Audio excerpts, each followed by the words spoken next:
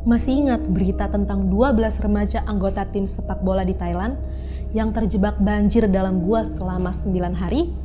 Itu terjadi di akhir Juni 2018, yang saat itu benar-benar menjadi perhatian dunia. Ceritanya, anak-anak ini hobi sekali menjelajahi hutan dan gua sehabis latihan sepak bola. Ada sebuah gua namanya Gua Tam Luang yang menjadi favorit mereka. Kadang-kadang mereka menjelajah masuk hingga sekitar 8 km, dalam sekali.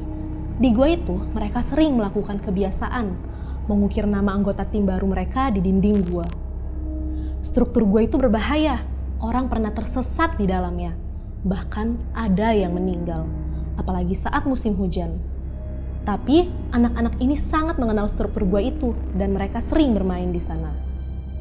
Di akhir Juni 2018 itu, mereka masuk ke dalam gua sejauh kira-kira 4 km. Lalu, apa yang terjadi? Mereka sama sekali tidak sadar kalau di luar hujan deras cukup lama. Air dalam gua mulai naik dan gua itu mulai banjir.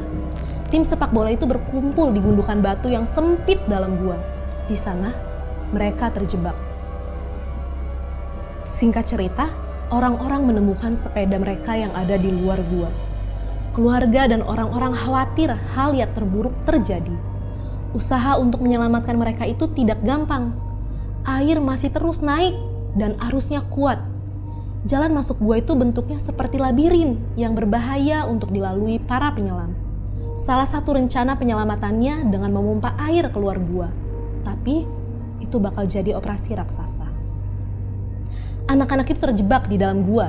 Ya, mereka punya senter, tapi karena sudah berhari-hari, akhirnya baterai senter pun habis.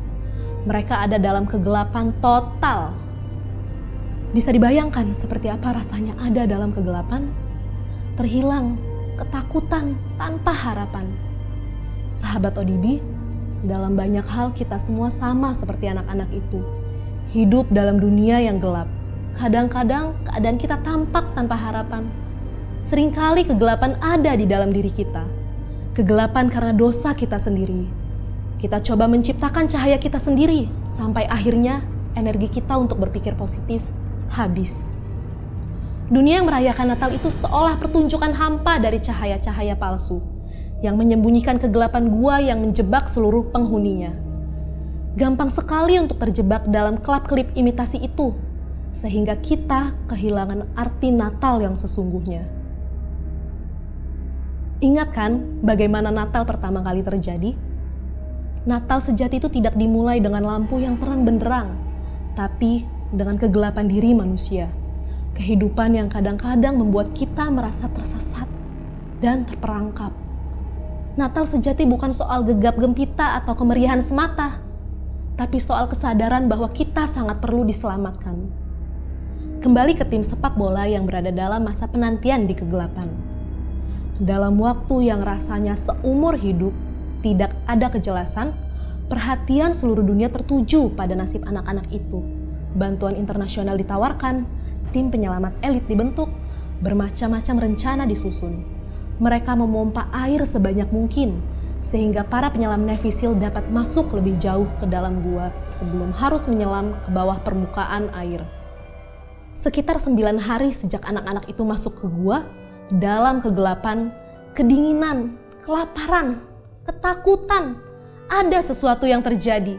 Mereka melihat seberkas cahaya.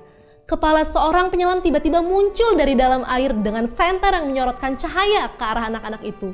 Langsung saja, wajah anak-anak itu memancarkan harapan. Salah satu dari mereka berkata, "Terima kasih telah menyelamatkan kami." Suatu malam, lebih dari 2000 tahun yang lalu, Kristus lahir, timbul dari perairan gelap sejarah kita dan menyinari dunia dengan pengharapan yang menyala-nyala. Dalam Yohanes 8 ayat 12, Yesus berkata, "Akulah terang dunia, barang siapa mengikut aku, ia tidak akan berjalan dalam kegelapan, melainkan ia akan mempunyai terang hidup." Arti Natal yang sesungguhnya adalah bagaimana sang terang menyelamatkan kita dari kegelapan kita. Anak-anak itu masih harus tinggal di atas gundukan batu dalam gua selama berhari-hari sebelum dapat dibawa keluar. Kejadian itu persis dengan kita yang percaya kepada Tuhan Yesus. Meski kita sudah mengalami Natal yang sejati, yaitu Kristus tinggal di dalam hati kita, kita masih harus menjalani hidup di dunia yang gelap. Natal itu merayakan pengharapan yang dibawa oleh terang kita, Yesus Kristus, yang menuntun kita saat kita menantikan keselamatan akhir. Itulah yang ditulis oleh Rasul Paulus dalam Roma 8 ayat 24-25. Kita diselamatkan dalam pengharapan, tetapi pengharapan yang dilihat bukan pengharapan lagi. Tetapi jika kita mengharapkan apa yang tidak kita lihat, kita menantikannya dengan tekun. Benar, makna Natal yang sesungguhnya dimulai dari kesadaran akan kegelapan diri kita sendiri. Kita merayakan terang Yesus Kristus yang menerangi kegelapan tersebut. Kiranya kita dikuatkan oleh pengharapan dalam Kristus, yaitu bahwa suatu hari nanti kita akan dibawa ke dalam terang hadirat-Nya. Sahabat ODB, di Natal tahun ini, marilah kita berseru seperti anak-anak muda Thailand itu. Tuhan, terima kasih Engkau telah menyelamatkan kami. Tuhan Yesus memberkati.